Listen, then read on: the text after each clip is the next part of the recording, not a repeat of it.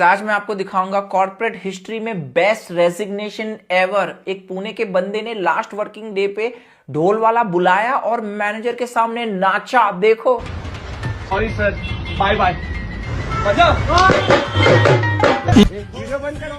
इस बंदे ने क्या कह के ढोल वाले को बुक किया होगा? बोला होगा नहीं नहीं नहीं, बारात में नहीं बजाना है, जिसने मेरी बजाई है उसके सामने बजाना है। अच्छा हुआ इसने सपेरा को नहीं बुलाया, वरना वो बीन बजाता ऑफिस के सारे सांप नाचते।